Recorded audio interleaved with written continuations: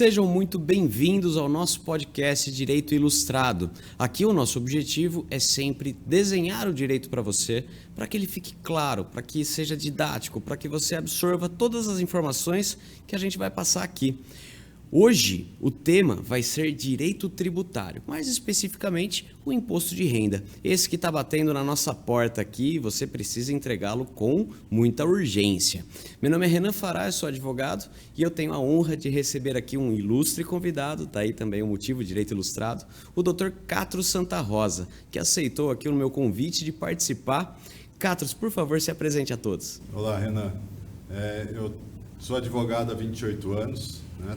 Estou com 51 anos, atuo no direito tributário, já tenho especialização pela PUC Campinas e hoje meu escritório tem foco no direito empresarial. Então nós atuamos em todas as áreas que uma empresa necessita e mais fortemente no tributário.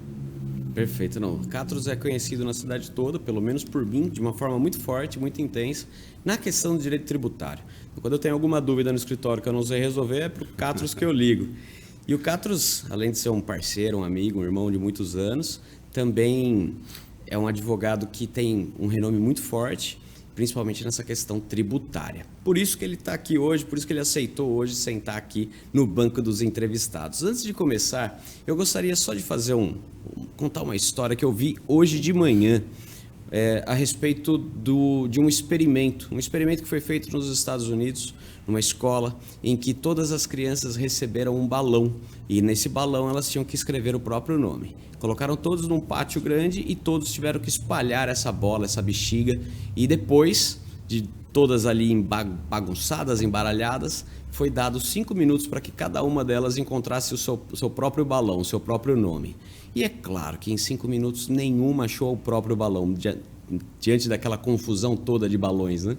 E então depois falaram, você pode pegar qualquer uma e procure o dono desse balão. E em 5 minutos todas as crianças estavam com o seu balão, com o seu nome. O que diz esse experimento, a analogia que se faz é em relação à felicidade. Então, se você ficar procurando a sua própria felicidade, você não vai encontrar. Mas se o seu objetivo for encontrar o dono da felicidade, buscar a felicidade para o outro, então você consegue. Então, é a questão da servidão, a questão de você viver buscando a felicidade do próximo. Queria começar esse programa com essa mensagem que eu achei muito bonito. Assisti hoje, minha esposa me mandou no Instagram e eu achei que valia a pena. Bom, e só cortando, é o sentido da cooperação também, né? Um cooperando com o outro. Assim como a gente coopera com o imposto de renda, né? Fazendo a declaração, que é um dos temas que a gente vai falar agora. Vamos lá, antes de entrar ainda no tema, só para conhecer um pouco mais o Catros, conta pra gente, casado, filhos fazem direito? Não, eu sou casado há 28 anos, tenho 2 filhos, o Yannick com 27 e a Yasmin com 22. Nenhum dos dois enveredou para a área do direito, acho que viram o tanto que o pai trabalhava, né, até altas horas. E o meu filho é publicitário, já formado, e a Yasmin é estudante de medicina. Perfeito. Estudante de medicina, está em que ano? Ela está no 2º ano. Segundo ano. Tá no 2º ano. E onde que ela faz? Estuda em Marília, na Unimar. Ah, que legal. Acho que o doutor... Uma bela universidade. Dr. Marcius fez medicina em Marília. É. Marcius, que é aqui de Americana, conhece por ter emagrecido metade da cidade, inclusive eu. Bom, e o seu filho fez engenharia? Não, meu filho é publicitário. Publicitário. Se formou em São Paulo pela ISPM. Já tem 2 anos de formado. E hoje ele atua tanto na área de publicidade quanto na área de vendas. Ele tem uma página online de vendas de caminhonetes. Ah, que legal. Bem bacana, bem interessante. Quer falar o nome da página? Ajuda aí. É Outline Cars. Sigam lá o Yannick. Perfeito. E de onde vem a inspiração desses nomes? O Yannick e Catros são bem diferentes. Você é o único Catros que eu conheço. Na minha casa é tudo bem diferente. Eu, Catros, a minha esposa chama Guadalupe, que também é bem diferente. Ela nasceu não foi da mesma origem, né? Porque... ela nasceu no ano de 70, no período da Copa do Mundo do México. Certo. Então, teve jogo lá. Nossa Senhora de Guadalupe é a padroeira do México e o meu sogro teve a inspiração do nome dela. O meu nome ele tem origem grega, a inspiração dos meus pais foi no livro do Og Mandino, tem um personagem chamado Patros, né? Então houve só uma mudança de letras. O Yannick é um nome que eu curto desde garoto. Tinha um tenista, acho que ainda é vivo, um tenista belga-francês chamado Yannick Noah. E aí eu gostei muito do nome e Yannick foi homenageado com esse nome. E a Yasmin para seguir a sequência dos Ys, do Y. Ah, entendi. Não, mas Yasmin que é mais comum. A única diferença é que começa com Y, né? É.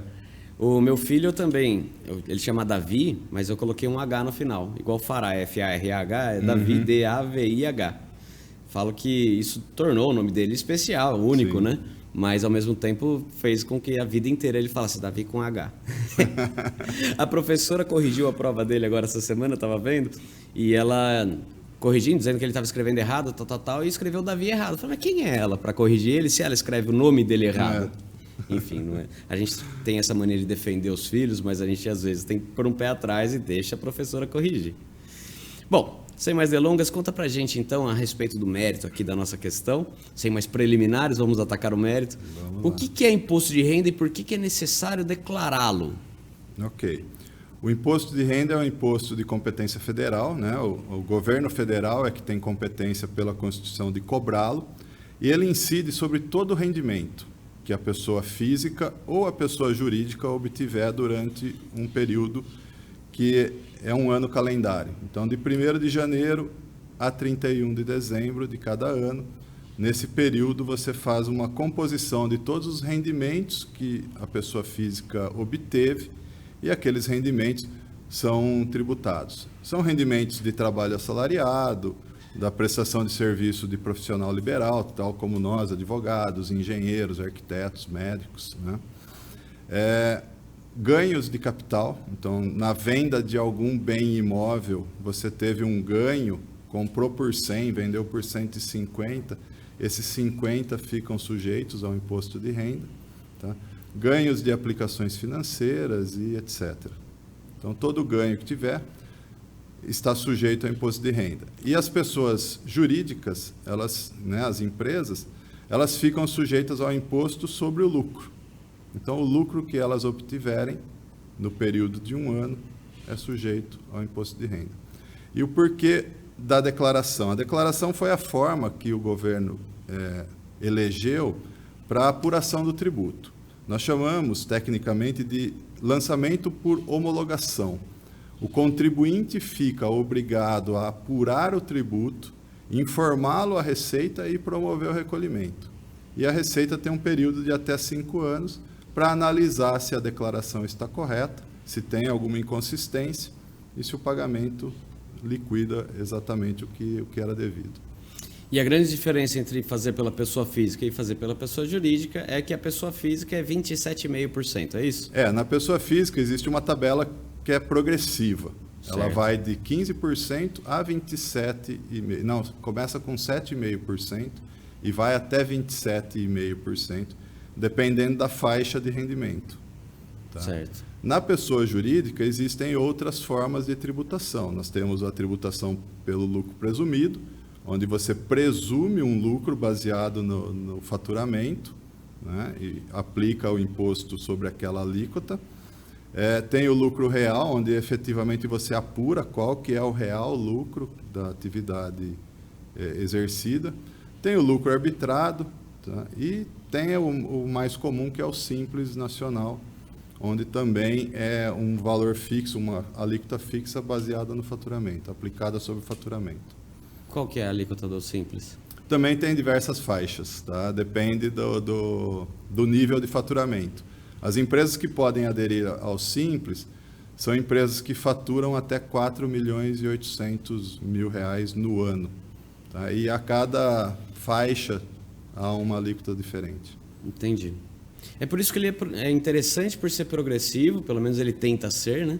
Então quem recebe mais, paga mais, quem recebe menos, paga menos. Pelo menos há essa tentativa. Essa é a vocação constitucional, é o que a Constituição determina, mas a tabela do imposto de renda é uma tabela pouco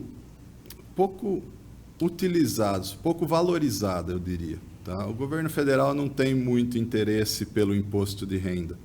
É um tributo, graças a Deus, talvez. É um tributo importante, Mas para a União, ela é responsável por fiscalizar e arrecadar, mas ela não fica com todo o recurso, porque esse imposto ela precisa distribuir aos estados e municípios. E volta para o estado que veio, por exemplo, se a gente aqui de São Paulo recolhe, o 50% vai ser partilhado entre os estados, volta para São Paulo ou partilha para o país todo? Não, aí a partilha é para o país todo. É a União que vai determinar. Ela que determina, de acordo com as emendas parlamentares, orçamento da União. Entendi. Enfim.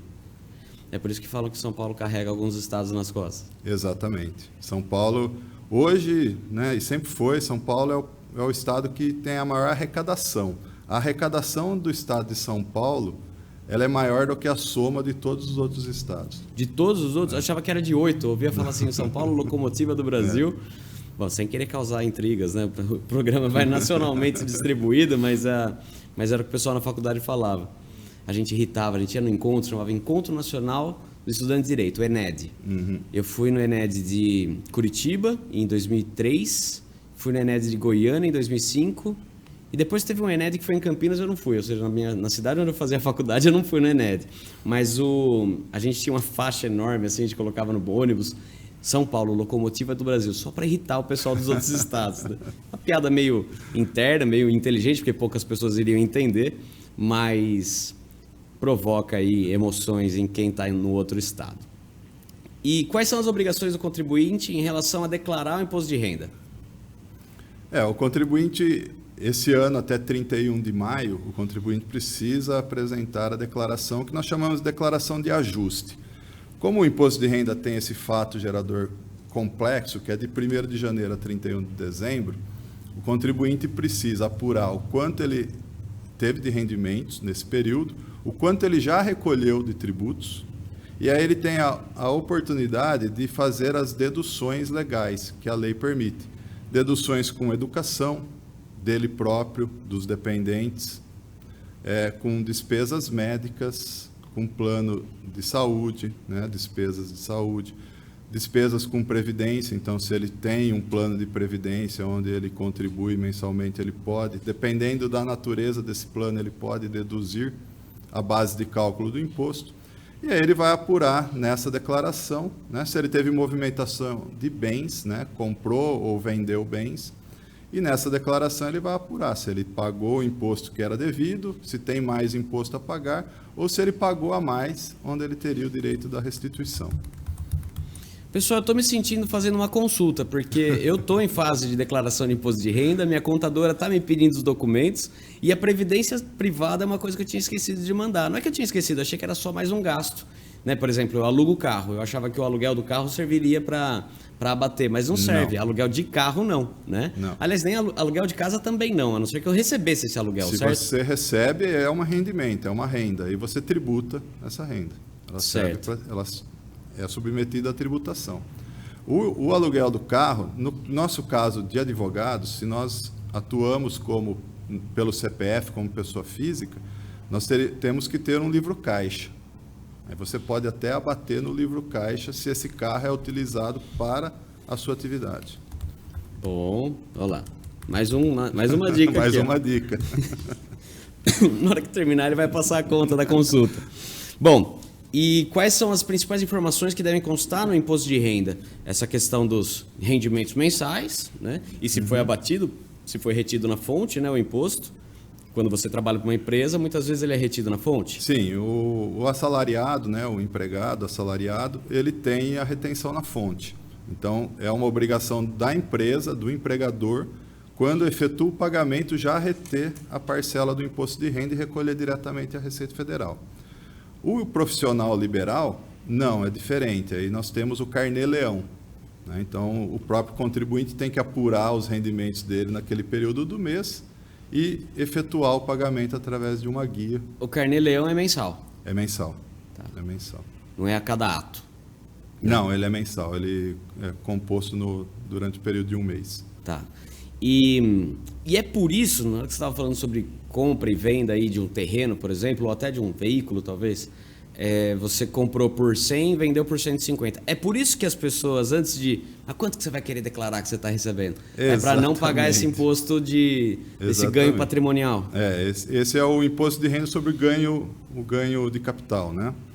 Então, você adquire um imóvel. Na hora de vender, você precisa verificar o preço de aquisição, abater do preço de venda, e a diferença, se ela for positiva, tributa 15% desse valor. Porque eu lembro que, por exemplo, a Harley Davidson, em 3 anos, subiu uns 30% o valor da moto. De todas.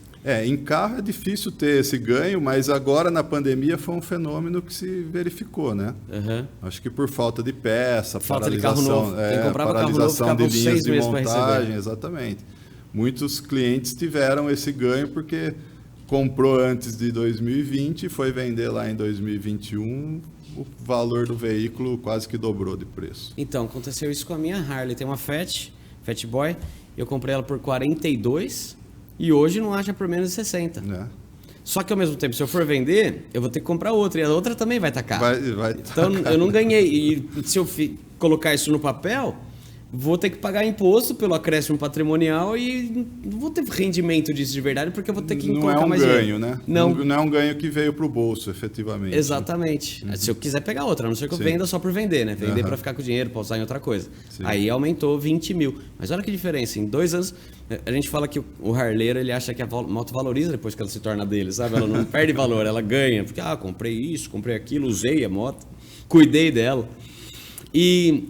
como funciona, agora é a parte bonita, como funciona a restituição de imposto de renda? Porque tem muita gente aflita porque vai ter que fazer a declaração e vai ter que pagar, mas tem gente aí soltando rojões, porque afinal de contas tem aquela parcela de pessoas que ao invés de pagarem, recebem. Como funciona a restituição? Como eu disse, você tem na declaração de ajuste a oportunidade de apresentar despesas, né, para abater o cálculo do imposto de renda, a base de cálculo do imposto de renda. Então, o contribuinte que todo mês teve lá imposto retido na fonte ou efetuou o pagamento do carnê-leão, no final do ano, quando apresenta a declaração, vai lá deduzir as despesas com plano de saúde ou despesas médicas que ele teve no período, escola dos filhos, né, os planos de previdência e outras despesas que são dedutíveis. Se você apura um tributo a restituir, você informa isso à Receita. A Receita, no processamento da sua declaração, vai efetuar o pagamento daquilo diretamente na conta corrente que você indica na declaração. A Receita Federal ela separa essa restituição em 5 lotes, né, que iniciam agora a partir de maio e vão até setembro. Né, até setembro, em 5 lotes, ela restitui a maioria dos contribuintes. Tem uma preferência? Os mais caros antes, os mais caros depois? A preferência é as pessoas que possuem doenças graves, moléstias graves, idosos com mais de 60 anos, né? E os contribuintes que apresentaram a declaração primeiro. Né? Quem já começou lá desde março, já apresentou em março, também tem essa preferência. O meu pai vira o ano e já começa a mexer no dele. tem bastante. Bastante gente que faz isso. Já logo saiu o programa, já quer apresentar. Eu não acho que seja pela questão da restituição, no caso meu pai ainda paga, mas é por ser mais idoso, sabe? Aquela pessoa preocupada. Sim. Ele é assim, sempre muito nervoso com o imposto de renda dele. Aliás, eu herdei dele umas caixas de pasta suspensa que ele fez, montou bonitinho, só para colocar coisa de imposto de renda, incrível. Aí, agora que eu apresentei para ele uma contadora e ele passou a fazer com ela e passou a se preocupar um pouco menos, mas passa pela homologação dele antes. Pois é, eu falo, né, em casa de ferreiro, o espeto é de pau, né? Eu, advogado, gosto, atuo na área, eu faço a minha declaração da minha esposa, dos meus pais, e eu ainda não comecei a mexer com a minha. Estou com a documentação pronta, mas ainda não comecei. Mas então, eu tenho um parceiro advogado que a gente atua muito juntos e a gente ganha processos juntos e eu precisei perguntar para ele. Falei, viu, eu preciso saber todos os nossos clientes que estão declarando que receberam X de nós. Falei, Renan, eu só vejo isso na última semana, porque eu espero o pessoal entregar, faço a consulta para ver o que entregaram no meu nome e aí eu declaro aquele que entregou. Cara, ele deixa para os últimos dias mesmo, né? Ele deixa para toque de caixa. Às vezes acho que até paga uma multa, porque se a outra pessoa também tiver deixado para o último dia, fica fora, né? Se você deixar, se você apresentar no dia seguinte ao término do prazo, já tem multa. E a multa é significativa, Catros? A multa, se você não tiver imposto a pagar, a multa, salvo engano, ela está em torno de R$170, R$180. Tá? Se você não tiver imposto a pagar. Se tiver imposto a pagar, a multa é de 20% do imposto a pagar, limitado ao mínimo desses R$170. Entendi. Resumindo, imposto de renda está aqui, está batendo na sua porta. Se você tiver dúvidas, comenta aqui, depois eu ou o Dr. Catros vamos ter o prazer de responder a sua dúvida, tá? Lógico, não vem pedir para eu fazer a consulta e explicar o que você tem que pagar ou etc. Mas se tiver uma dúvida pontual, né, faça isso. Queria até dizer que convênio médico, por exemplo, eu pago convênio médico, mas pago pelo meu CNPJ. Eu registrei na minha empresa e fiz por ele, né? Fica mais barato. Faço até toda a minha família e os associados do escritório, todos eles usam esse mesmo convênio. Porém, não dá para bater. Por quê? Porque é PJ, não é PF. Exatamente, né? porque aí quem faz a despesa é da pessoa jurídica, não é da pessoa física. Né? É. E o direito brasileiro prevê essa distinção. O que é da pessoa física não se confunde com o que é da pessoa jurídica. O que limita mais o que eu posso declarar para fins de restituição ou para fins de pagar menos, né? Diminuir aí o valor que eu vou pagar de imposto. Mas eu estava dizendo no início, e esse é o princípio, como se fosse o espírito do imposto de renda de ser progressivo, significaria, em tese, que aquele que ganha mais, paga mais, aquele que ganha menos, paga menos. Na vida real, a gente vê a classe média pagando mais, né? É porque, como eu disse, o governo federal não tem tanto interesse nessa questão da progressividade da tabela do imposto de renda. O reajuste da tabela foi feito agora, há menos de 6 meses, no final do ano passado, houve um reajuste. Tá? Deveria haver mais faixas, tá? Para penalizar menos a classe média. Tá? Porque hoje, eu não estou com a tabela aqui, mas eu acredito que a faixa, o máximo de rendimento esteja em torno aí de 4 a 6 mil reais. Então, quem ganha mais de 6 mil reais já está pagando 27,5%. Tá? Eu acho que deveria ter um escalonamento alto, maior, uma progressividade, né, mais longa, para que você tribute mais efetivamente aqueles que ganham mais. Verdade. Bom, porém, por outro lado, existem outros impostos que são totalmente iguais para todos. Como, por exemplo, o ICMS que você paga quando você compra um produto. Então, você está no restaurante, comprou, muitos restaurantes mandam aquela notinha junto para mostrar o quanto você está pagando de imposto. É o mesmo tanto você que ganha um salário mínimo ou você que ganha 30 salários mínimos, você vai pagar o mesmo imposto. Então, nesse sentido, é um imposto equitário, né? Um imposto que vai igualar, mas todos somos iguais de acordo com a nossa desigualdade. E é por isso que o imposto de renda tentava fazer isso. Existe até um outro imposto que eu acho muito lindo na teoria, e ele nunca saiu da teoria, está previsto na Constituição Federal, mas nunca foi posto no papel, porque afinal de contas também é justamente aquela pessoa que vai ser tributada que estaria legislando. Você pode conversar com o seu deputado federal e pergunta para ele por que nunca foi posto no papel o IGF, Imposto sobre Grandes Fortunas.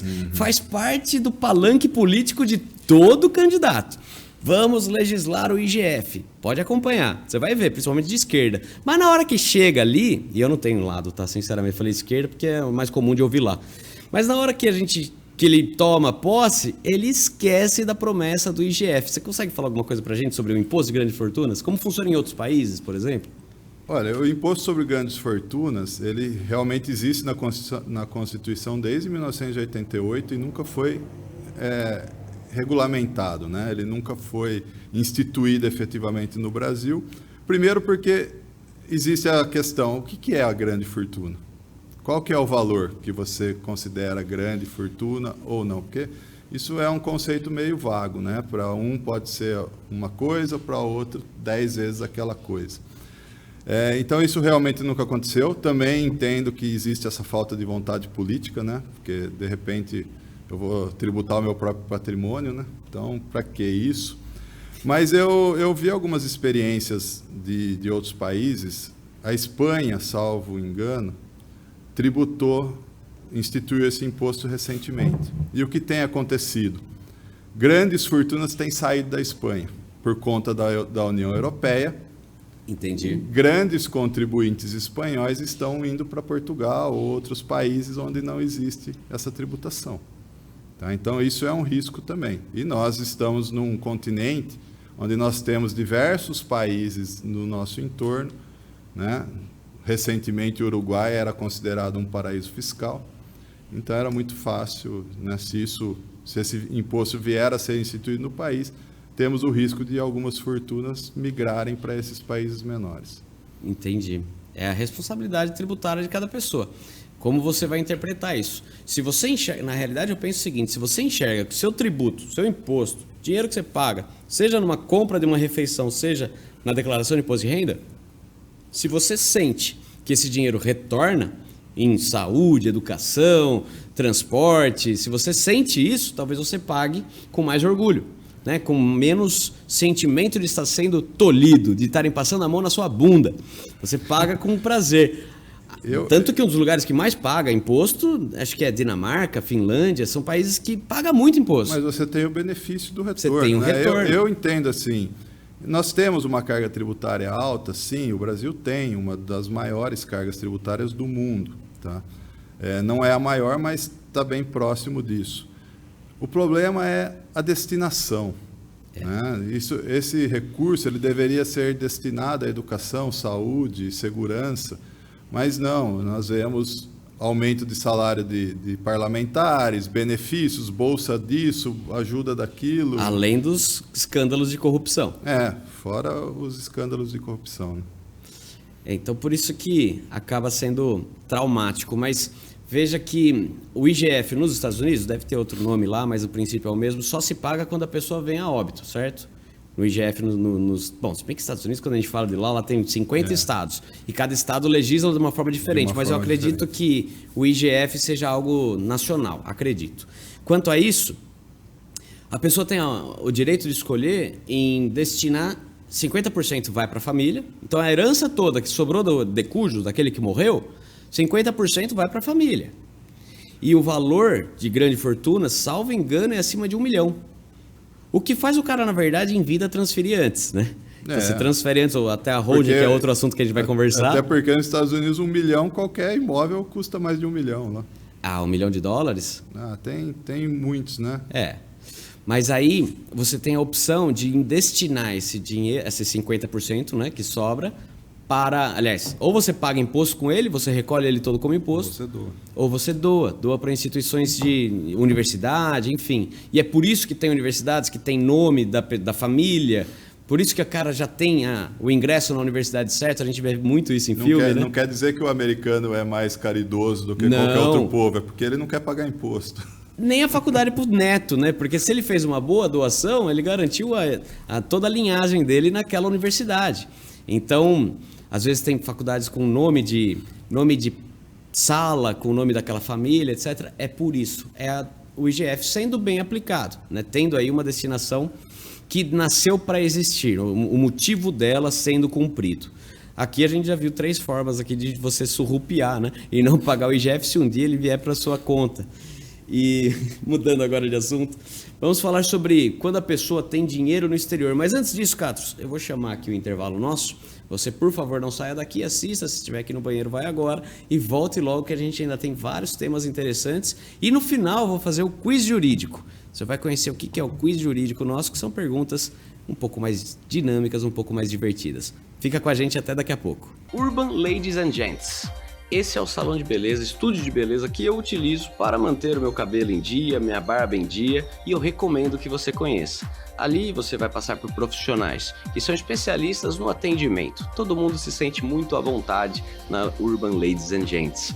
Vai lá, toma um café durante o corte, durante a barba, dependendo do horário você pode tomar uma cervejinha. Ali são pessoas especialistas em te deixar extremamente confortável, desde a massagem no momento da lavagem do cabelo até o momento aí de fazer sua barba. A gente fala que a barba é o spa masculino, é a maquiagem do homem, e você vai se sentir bem, renovado e bonito, com certeza a sua melhor versão. Conheça Urban Ladies and Gents, passa ali com o Rodolfo, com o Atílio ou com as meninas, e você, sendo homem ou sendo mulher, com certeza vai gostar do atendimento e do resultado. Conheça Urban Ladies and Gents. Minas Online, pós-graduações Minas Online, você que quer buscar se aperfeiçoar no direito, a Minas Online vai ter a pós-graduação adequada para você entender um pouco mais, se aprofundar, fazer essa pós-graduação lato sensu, que vai te dar vai te dar ferramentas para atuar no direito, seja direito médico, direito criminal, são várias práticas que tem ali que são fantásticas. Vem conhecer, acessa o link deles por esse aqui nos comentários, na descrição desse vídeo você vai encontrar o link para chegar e fazer a sua compra com desconto. Se você clicar por aqui, você vai ter desconto. Essa é a nossa vantagem. Tabacaria Rucá. Você que gosta de fumar seu narguilé, que precisa dos acessórios para ele, o carvão, a essência. Você que gosta de um charuto, um bom charuto cubano, ou um nacional, um Dona Flor, um baiano de qualidade, você pode encontrar isso na Tabacaria Rucá, que fica na Avenida Paulista, em Americana. Também é um lugar muito bom para presentes. Ali vai ter várias coisas de decoração, coisas de planta, muita coisa interessante que você encontra do seu lado. Tão fácil, tão tranquilo, o acesso ali é rápido e você tem esse produto de qualidade diferenciado que vai surpreender aquela pessoa que for presenteada.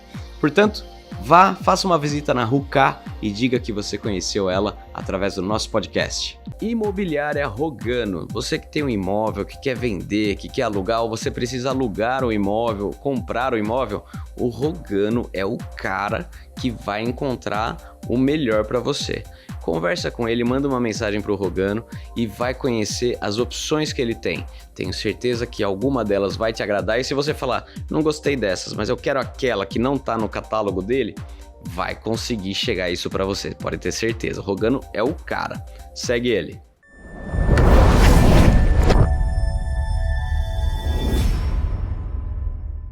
Estamos de volta com o nosso programa Podcast Direito Ilustrado. Comigo, Renan Fará, advogado, e também com o Dr. Catros, falando sobre impostos, sobre direito tributário em geral. E agora que está nessa fase de declaração de imposto de renda, vai tomando nota, assim como eu já fiz os meus anotamentos para passar para a contadora. Mas agora você, que tem um valor no exterior, seja um imóvel ou seja até dinheiro em conta, conta para nós, quais são as regras, Catros, para declaração de valores no exterior?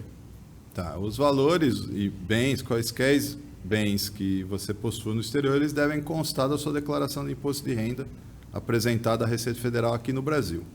Tá? Certo. Rendimentos que você tenha no exterior, né, por uma prestação de serviço, qualquer atividade que você exerça lá ou aqui e o rendimento venha do exterior, você precisa recolher o imposto pelo Carnê-Leão à Receita Federal do Brasil. Tá? O Brasil tem alguns tratados, tem diversos tratados internacionais com diversos países para evitar uma dupla tributação. Então, se esse rendimento ele foi tributado pelo imposto de renda do país que pagou, você pode deduzir aquele imposto ou que você pagará aqui no Brasil para que não ocorra uma dupla tributação. Mas ele tem que ser submetido à tributação aqui também. Então vamos lá, se eu só tenho dinheiro lá, só tenho o imóvel lá, ou só tenho um veículo lá, eu só tenho que declarar que eu tenho ele, não vou pagar imposto se ele não teve um acréscimo. Se você adquiriu esse bem com recursos que você obteve aqui no Brasil, tem lastro para dar suporte à compra desse imóvel, nada impede de você adquirir um veículo, um imóvel, manter no exterior, mas você precisa informar a Receita Federal que possui esse bem. Ok, então basta informar. Agora, por outro lado, se eu tenho um acréscimo, ou seja, se esse valor lá valorizou, cresceu, coloquei $100 mil e se tornou $110 mil ao final do ano, aí eu tenho que declarar que teve esse acréscimo de 10 mil e eu vou pagar em cima dos 10. Sobre esse ganho. Exatamente. Perfeito. E se eu tenho rendimento, que é o meu caso, por exemplo, com o YouTube, com o TikTok, que me pagam valores pequenos, mas pagam e conforme vai chegando em determinados valores. Por exemplo, o TikTok paga qualquer valor. Ele não tem mais essa limitação. Antes tinha acho que de $50, mas o YouTube espera $100 para você receber. Então, a cada mês que entrar, eu vou ter que fazer não dá para fazer isso só no imposto de renda?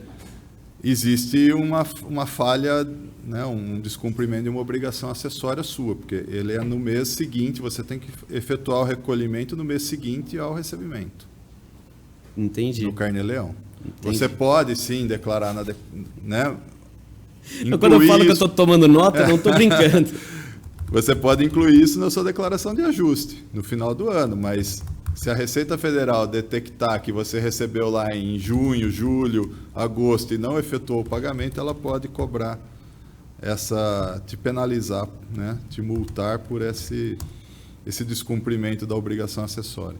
Bom, se você quiser saber se eu vou ter que pagar imposto pelo YouTube, pelo TikTok, dinheiros que eu recebi, os valores que eu recebi, vai me acompanhando porque eu vou ter que buscar essa resposta para essa pergunta e aí eu vou depois fazer um vídeo curto e explicar sobre isso, combinado? Você que é um influenciador, que tem muitos seguidores e está recebendo, fique atento, a gente vai chegar no assunto de influenciadores daqui a pouco e vale a pena você entender. E principalmente você que faz propaganda do Tigrinho, fica aqui com a gente, tá?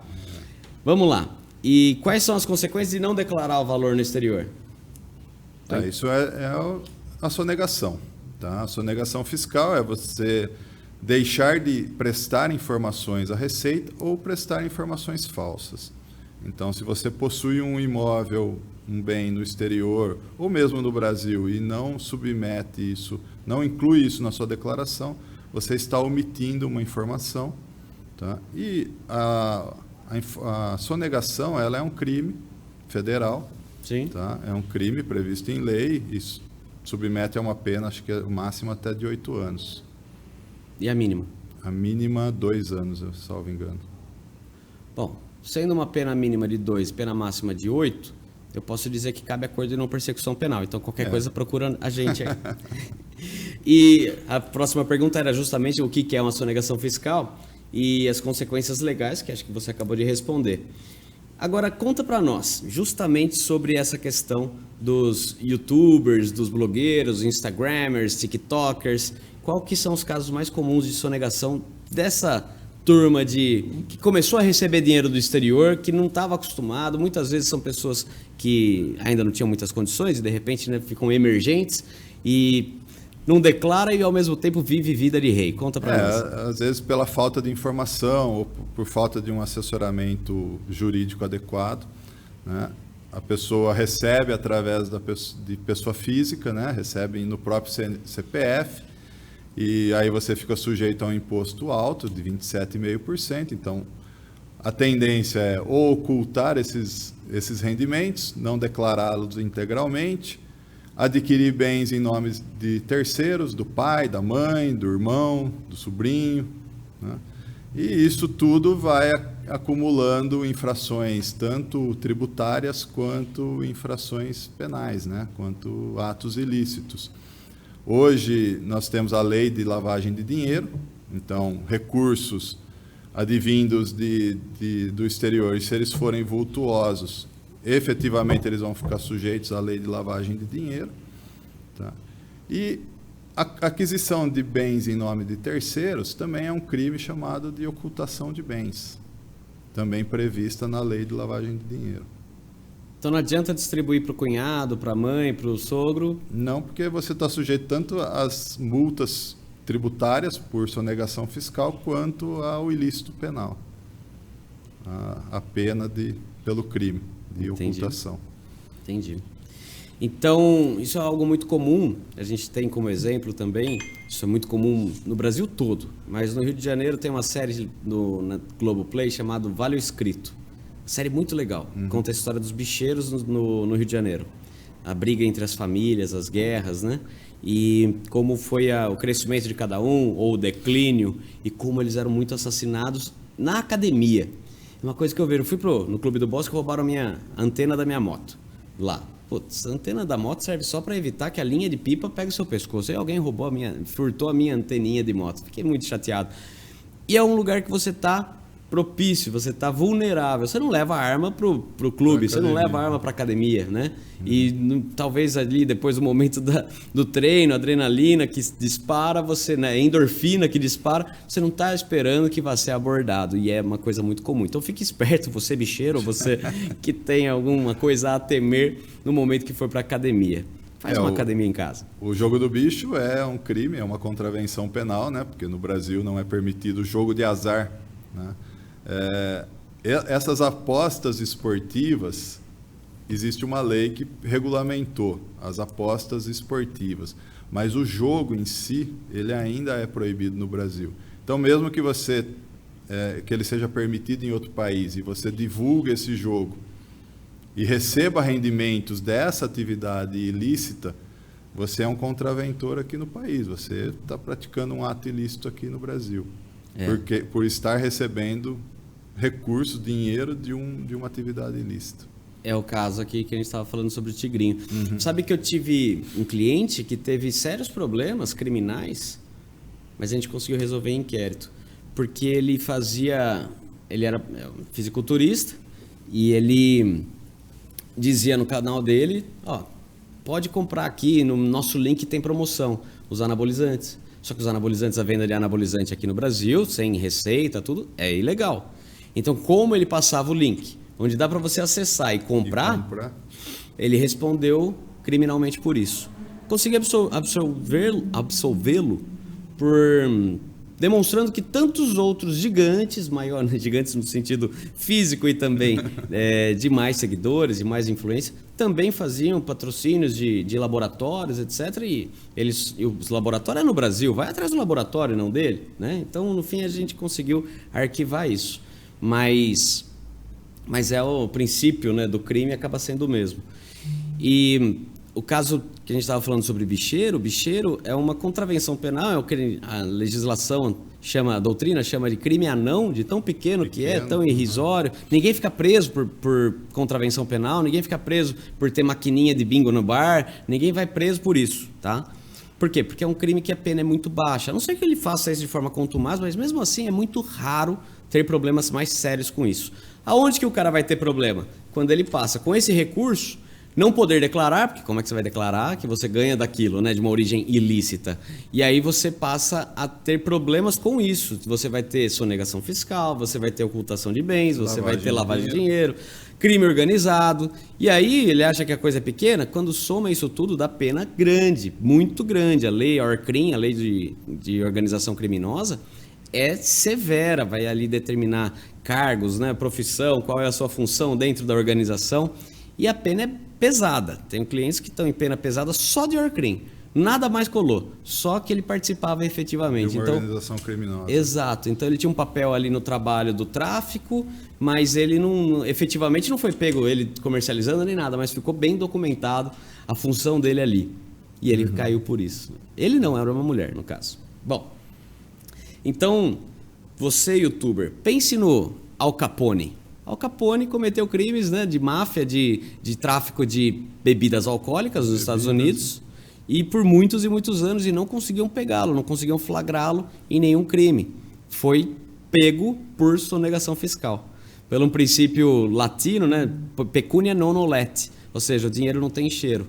Se você recebe, você tem que declarar de qualquer jeito, não importa a origem, certo? Exatamente, isso aí. Pecunia non olet tem uma historinha boa, né? Eu não conheço. Pecunia non olet era quando, na Grécia, eles passaram a tributar o imposto. Então, não importava de onde vinha o dinheiro. Aliás, desculpa, tributar o imposto. Tributar o esgoto.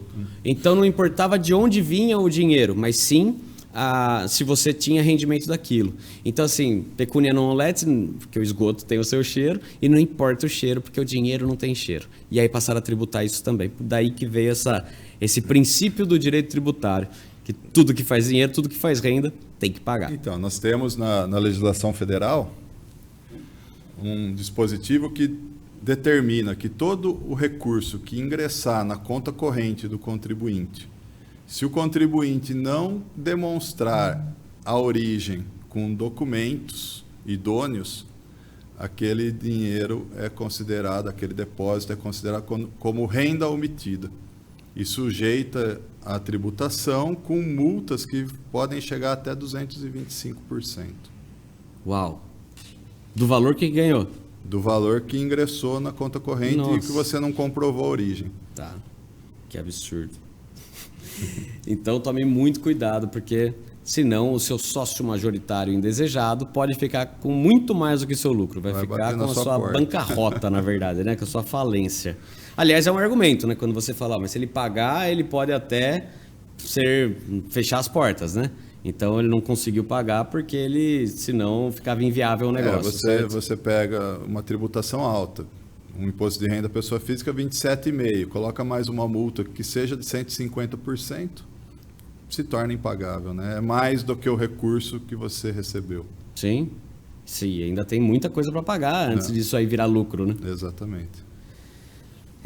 Quando começa a falar de tributos, me falta até o ar, para ser sincero. E vamos mudar um pouquinho de assunto, falar sobre uma forma de proteger, uma proteção para você. Uma forma aí de entender e, eventualmente, blindar o patrimônio daquele empresário, daquela pessoa que auferiu renda e precisa de um respaldo jurídico, né? Como que um advogado tributário pode auxiliar uma pessoa que está aí sujeita à mira da Receita Federal? Conta para nós o que é a proteção patrimonial através da holding. Então, a holding ela vem do termo em inglês hold, que é segurar, né? O verbo em inglês segurar. A holding é uma estrutura, uma pessoa jurídica, onde você tem a possibilidade de guardar os seus bens nessa pessoa jurídica. Seja imóveis, bens móveis, participações societárias. Você pode conglomerar todos os seus bens numa única pessoa jurídica. Tá? E qual que é a vantagem disso? Existem algumas vantagens em ter uma holding. Primeiro, se você recebe rendimentos de aluguel, você tem uma tributação menor. Né? Você sai da tributação da pessoa física, passa para uma tributação na pessoa jurídica, onde as alíquotas serão menores do que na pessoa física. Segundo, a legislação, ela não é que ela protege, mas no Brasil existe a sociedade empresária, ela tem uma personalidade própria e é diferente da dos sócios. Então, o patrimônio dos sócios permanecem com os sócios e não respondem pelas obrigações da pessoa jurídica e vice-versa. Então, a pessoa jurídica, aquele patrimônio, ele não responderá por obrigações do sócio. E eu digo que empreender no Brasil é uma atividade para corajosos, né? Porque nós temos ainda uma economia oscilante, tá? Nós temos um governo que é voraz na arrecadação e nas multas também. Então, uma atividade empresária sempre é uma atividade de risco. Então, se você tiver a oportunidade, obviamente, que dentro de um procedimento lícito, né, de transferir, enquanto você não tem obrigações, enquanto a sua empresa é saudável, a sua atividade é saudável, você transferir o patrimônio que você amealhou nessa atividade para uma outra pessoa jurídica, que não exerce uma atividade de risco, você tem a possibilidade de proteger e deixar esse patrimônio para os filhos e netos no futuro. Tá, então vamos entender um pouco mais. Essa questão de deixar para os filhos e para os netos, né? Ou seja, para fazer uma holding com esse fim de sucessão, quais são as vantagens? As vantagens no sentido de eu posso proteger, minha nora não vai ter participação, eu posso proteger, eu vou dar já uma destinação de como vai ser feito a administração desses recursos. Ou ainda, qual é a diferença se ela for uma imobiliária que aluga ainda os imóveis e rendimento entra, quanto isso custa? Ou, né, porque tem uma diferença entre a holding que tem esse lucro. Isso tem que ser analisado caso a caso, mas eu entendo que existem diversas vantagens em ter uma holding patrimonial. Tá? A primeira dela é a possibilidade de você manter a administração dos seus bens, mesmo já transmitindo esses direitos aos filhos. Hoje é muito comum você ouvir falar doação com cláusula com reserva de usufruto. Na doação com reserva de usufruto, aquele que constituiu o patrimônio, ele continua usufruindo do imóvel, dos bens, ele continua utilizando, né, emprestando, o aluguel ele recebe, porém ele perde a administração desses bens, porque ele não pode vender. Para vender, ele tem que ter a concordância dos filhos. Se um filho discordar, ele terá dificuldade para vender. Uma nora discordar, né? Uma nora. Eu digo isso porque num bens reais, ou seja, em imóveis, sempre participa o cônjuge, né, as duas pessoas. Então, às vezes você tem aí até um divórcio, né, dos filhos, já vai atrapalhar tudo. E mesmo no regime da separação total de bens, a esposa tem que concordar com a alienação do bem, né? Ela tem que comparecer e assinar. Para bens reais, tudo tem que assinar, né, o cônjuge. Uhum. Então, eu acho que essa é a maior vantagem. A vantagem de você divorcia, manter... a pessoa já tem a propriedade, mas o usufruto do pai, né? E aí vai para o divórcio. Não, então, o pai continua mantendo o usufruto. Se o filho for para um divórcio, vai a outra partilhar... parte também vai ter metade dela, mas o pai ainda tem usufruto. Exatamente, vai partilhar o bem de acordo com o regime de casamento adotado pelo filho, mas o pai não perde o usufruto enquanto vivo. Tá? Então, ele tem que essa pessoa que vai receber essa parte tem que se submeter àquela garantia do usufruto. E paga ainda o ITCMD na hora que faz essa doação com reserva de usufruto, certo? Sim, paga. Na holding também, o ITCMD também é exigido, porque é uma doação também, né? Quando você faz uma doação das cotas da holding, não do imóvel, você doa as cotas. Tá, então não é na hora que você integraliza o capital, mas sim na hora que você faz a doação da cota para o filho. A vantagem da holding na integralização do capital é que se ela não tem uma atividade de locação ou de venda de imóveis, né, é só uma célula para guardar os bens, você tem a isenção da incidência do ITBI, que é o imposto municipal. Certo, Tá? imposto Então de transmissão de bens intervivos. Exatamente. Se bem que não é intervivo, né, holding, mas tudo bem. Não, mas quando você faz a integralização do capital, você está transferindo da pessoa física para uma pessoa jurídica. E como eu disse, né, existem personalidades próprias, então são pessoas diferentes. Mesmo que ela seja minha... É que o nome vivo que me dá estranheza... o intervivos, né? Entre vivos, né? Então... É o chamado entre vivos, né? Mas como... Esse tributo, acho que ele existe desde 1969. Não, antes era ele é de 88. Ele foi criado em 88, antes era um nome diferente. A gente não era vivo ainda nessa época. Não, em 88 já, 69 ainda não. Bom, podíamos até estar vivos, mas ainda não estava divulgando, calma aí. Eu digo isso porque quando você faz uma holding, então, resumindo o que ele passou, você tem a possibilidade, com esse fundo, com esse fim aí de... Bom, se você faz como blindagem patrimonial, ela é interessante porque eventuais ações que a sua empresa sofra não vai atingir os bens dela, porque os bens estão locados em uma outra que é a administradora, certo? Exatamente. Essa administração você pode até pôr no exterior, onde tem legislações que são mais protetivas ainda ao CNPJ, à pessoa jurídica deles. Aí é uma segunda estratégia, mais custoso e mais blindado ainda, tá? Mas é questão de se analisar caso a caso se existiria essa necessidade. Então, o primeiro objetivo de uma holding é proteger os patrimônios, né, os bens da empresa que você tem. Segundo objetivo, outra forma aí de se constituir uma holding em outra finalidade, é você que já tem um patrimônio e sabe que vai ter que pagar o imposto quando você vier a óbito. Todo pai muito preocupado sabe que o filho, quando chega... Aliás, tem aquela frase, né? Você conhece os filhos no inventário, os irmãos no inventário, a esposa no divórcio, os amigos na dificuldade, enfim, tem essas frases. Mas é verdade essa questão do inventário, porque muitas vezes você vai ter problemas e vai gerar problema quando você for para o Oriente Eterno. Então o cauteloso busca aí soluções. E às vezes, e o mais comum da solução que o cara encontra vou transferir já para os meus filhos, pago já o ITCMD de 2%, ou às vezes até 4%, né? Depende da cidade. O ITCMD é municipal? O ITCMD é estadual. O Estado de São Paulo hoje é 4%, mas já existem projetos de lei, já existe um projeto de lei em trâmite na Assembleia, que busca elevar até 8%. Tornar ele progressivo? É uma tabela progressiva que irá de 2% a 8%, dependendo do valor dos bens que serão transmitidos. Ou seja, esse projeto pode diminuir o valor que você paga ou pode aumentar bastante. Pode dobrar. Então, essa estratégia não é ruim, não é absurda de ruim, para transferir para o seu filho e você fica com usufruto. Significa o quê?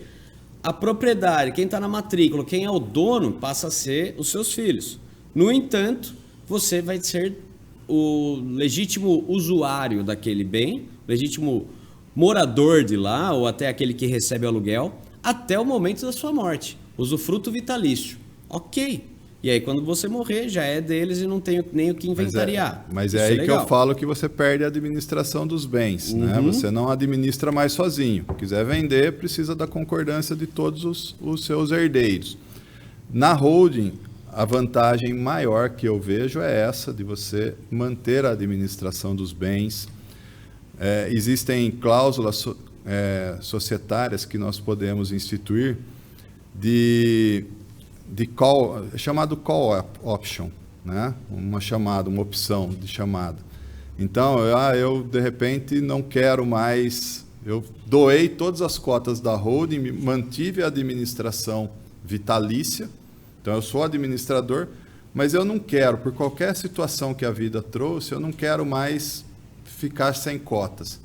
Então eu criei já anteriormente, você pode criar anteriormente uma cláusula onde você pode recomprar as cotas que você doou por um preço já determinado. Entendi. Então são estratégias societárias que você pode montar na holding que te dá plena liberdade de dispor do seu patrimônio como bem entende.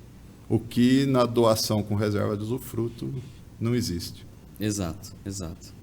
Não, sim, a holding é uma evolução aí da legislação para proteger você que está buscando essa proteção no momento da sucessão e até mesmo minimizar custos, danos, né, problemas, traumas nesse momento aí que você vai embora e deixa o seu patrimônio. Sabe que meu pai, há pouco tempo atrás, uns 10 anos atrás, comprou um apartamento novo em Santos. 2 apartamentos.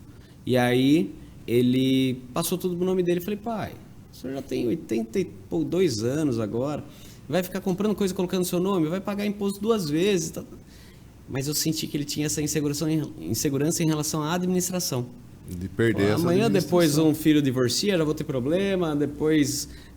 não, eu quero... Deixa comigo, é meu. É uma coisa meio... É o inverso daquele que é preocupado. E uma outra vantagem que a holding tem, Renan, é já resolver essa situação da sucessão em vida.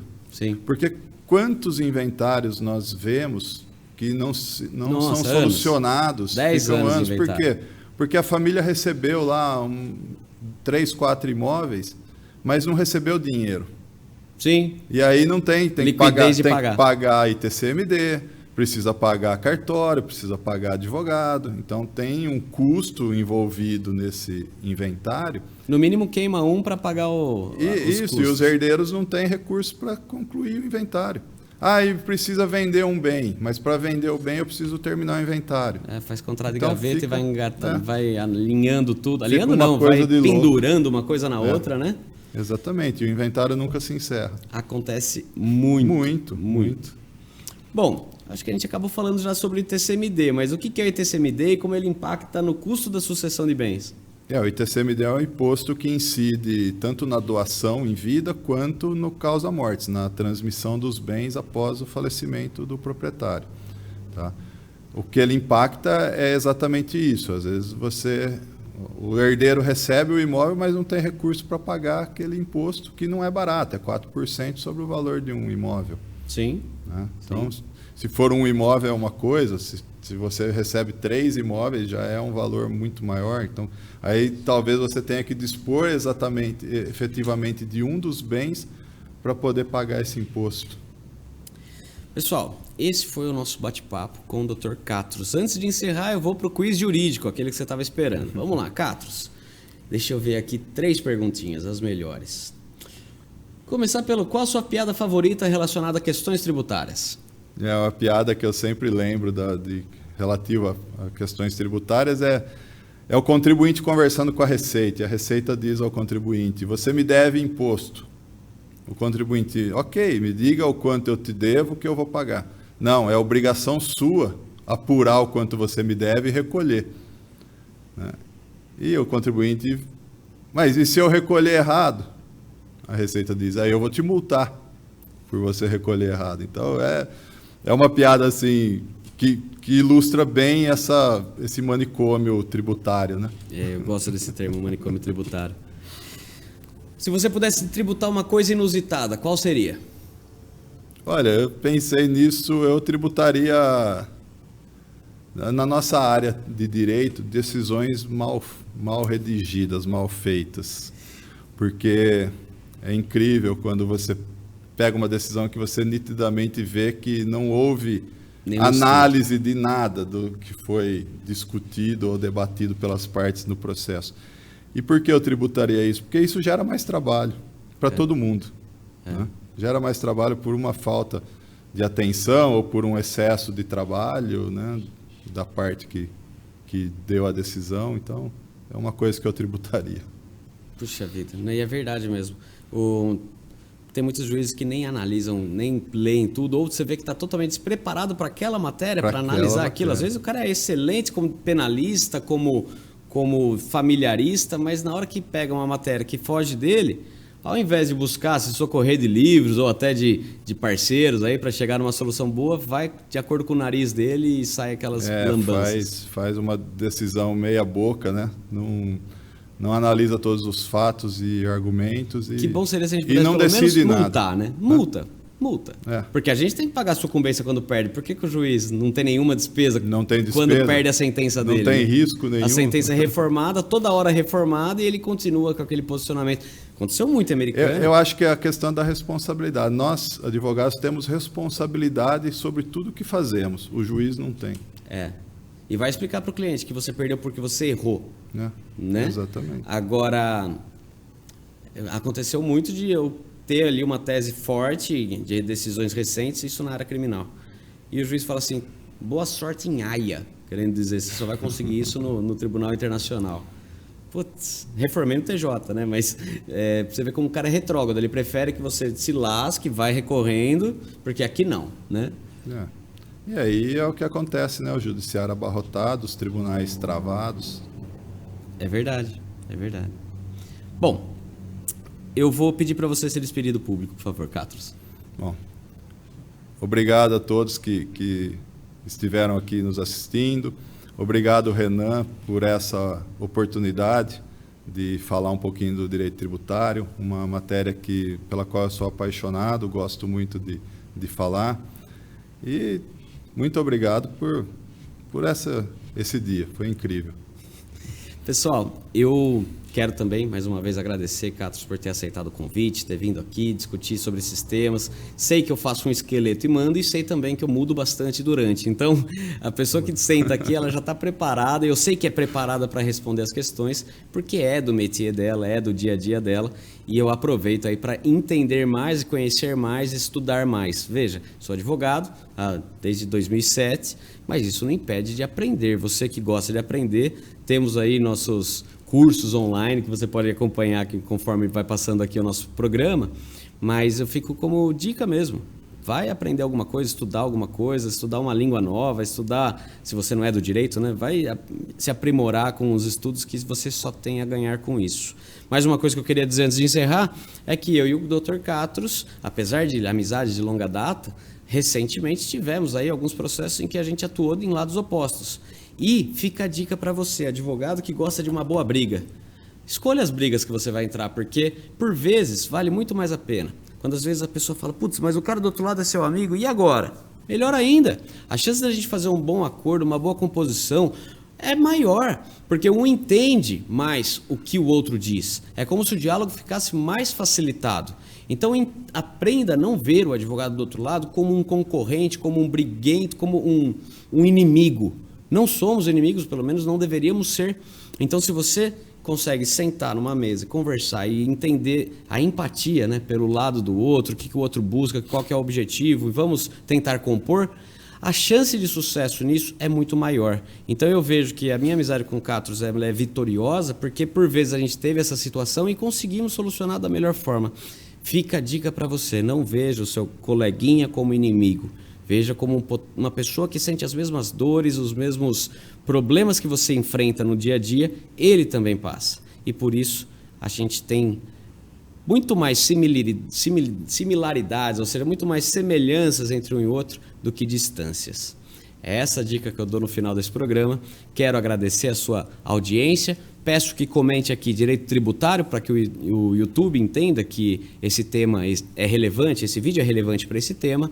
Te convido para assistir a gente todas as quintas-feiras às 21 horas no nosso programa, nosso canal do YouTube, Direito Ilustrado, e também na TV Todo Dia, toda quarta e sexta-feira às 22h30. Peço que compartilhe esse vídeo com quem está para fazer aí a declaração de imposto de renda, comente se você tiver alguma dúvida, curta e se inscreva no canal e acione as notificações para sempre saber dos nossos novos vídeos no canal. É isso aí, a gente se vê semana que vem. Um forte abraço.